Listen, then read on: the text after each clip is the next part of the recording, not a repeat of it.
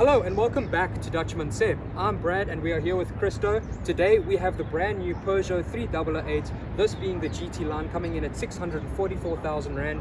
So let's dive into it a little bit more and see what it's all about.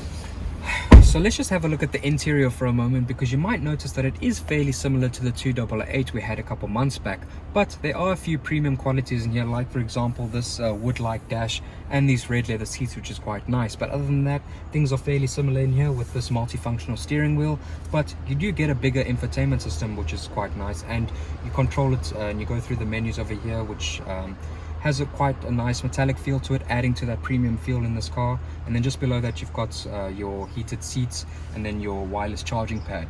Now it does feel quite premium in here, and I do like being in here. It's a nice place to be.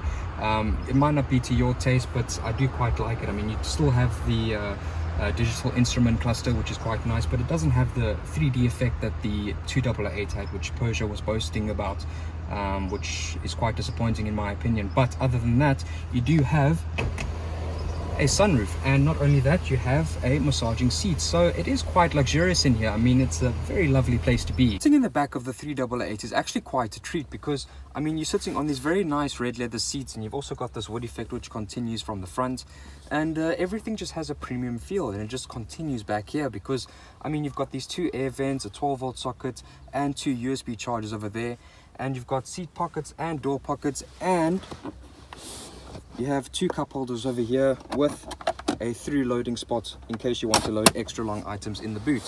Now it does feel quite nice back here. I mean, you're not going to complain. You've got enough headroom, you've got enough leg room. It just feels like a nice place to be, and with the sunroof open, you've got all that sky to look at back here, and it just, I mean, I can't really complain.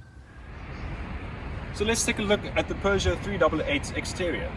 Apart from it being complete tech face on the inside and very premium and luxurious, Peugeot definitely carried that out to the exterior of the vehicle.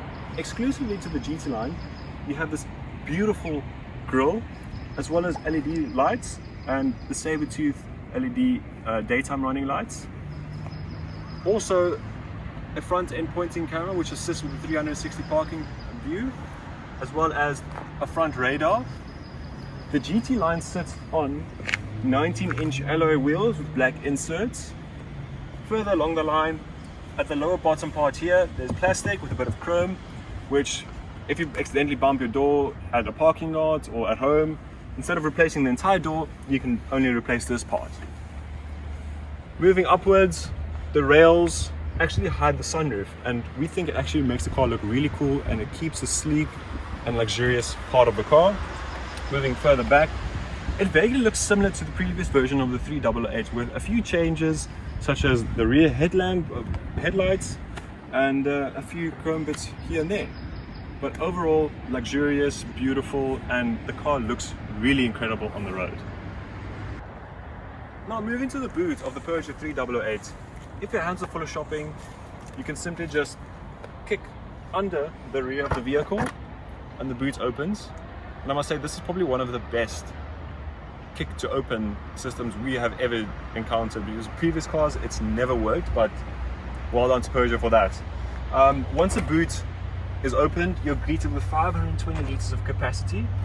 Unfortunately, you cannot extend it due to the Peugeot having a full-size spare wheel, but I mean, that is not, it's not a bad thing. But if you do want to carry items that are a bit lengthy or a bit wider in size, you can simply just pull these tabs, and the 60-40 split seats will simply fall down and the boot capacity is increased. So we're on the road now, and I must say that the Peugeot 388 does sit quite nicely. I mean, it is quite a big car, to be honest. It's bigger than you think it is. But when you're driving it about on the roads like this, I mean, you don't really feel its size until you, say, for example, want to park it or something like that. But this car is still powered by the 1.6 turbo petrol that you get in the 288, giving 121 kilowatts and 240 newton meters of torque, which has always been adequate. I personally feel it might need a little bit more power because it is a bit slacking when you set off at lower speeds. But I mean, it's adequate. It's perfectly adequate in a car of this size. So the brakes in this car are actually quite good, much better than in the 288, because in the 288 it was quite like jerky almost, whereas this, it's gradual and smooth, and you can just use it as you would in a normal car. I mean, I did have quite a niggle about that in the 288, which I failed to mention in the previous review with that car, but in this car it's much better. It's been sorted out, and I just have no issues with that. But yeah, as I said, this car does drive completely smoothly on the road. I mean, there's no excess road noise. It's just a treat. It's an absolute treat. I have nothing to complain about. Now you've also got this nice digital instrument cluster up ahead over here, which is quite nice, and it's customizable. So if you switch through the screens over here, you've got the minimum view, the personal view, you've got dials, and you've got driving. So you have everything you need in here. I mean, you've got all the information up in front of you, and I mean, you've got your various sport modes over here. You've got normal, eco, and sports. And I mean, I don't know why you'd want to be in sports, because sport just essentially sharpens up the throttle response, and just makes the gear changes longer, which is just going to ruin your fuel consumption at the end of the day. But speaking of fuel consumption, if you just leave it in eco, you'll get 6 liters per 100 kilometers, 6.5, which is perfectly adequate for this car. It's enough. Yeah. So if you connect your phone with Apple CarPlay or Android Auto, or even if you just listen to the radio, you'll sample the crisp quality of the audio system in this car, which I obviously can't demonstrate for you just because it won't show up in the video. But I mean, I must say, it is crystal clear, and anyone who's an avid music lover will enjoy the speakers in this car. Well, that's it from us at Dutchman Seb. I hope you guys enjoyed the video. I must say, we are thoroughly impressed with this car. It is exceeded our expectations, and I must say, if you can, you must have a look at one in your nearest dealership. Also specifically with the steering wheel, just to see if that suits your style of driving. But other than that, I mean, I must say, it's been a treat to drive. Yeah, and we look forward to seeing you guys in the next video. Click somewhere here, either description or top corner. We'll link our thoughts on the Peugeot 288 review, so you can see the comparison between the two. So yeah, that's it from us, myself and Brad, and we'll check you guys in the next one. Cheers.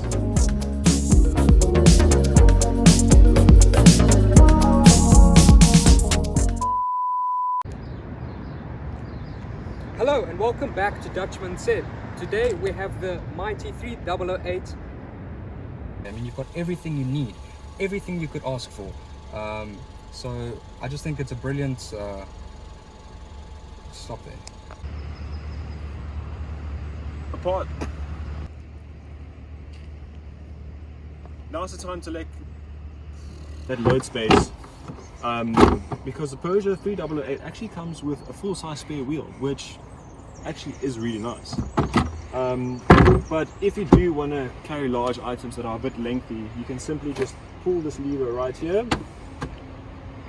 So you've got this nice digital head-up display over here.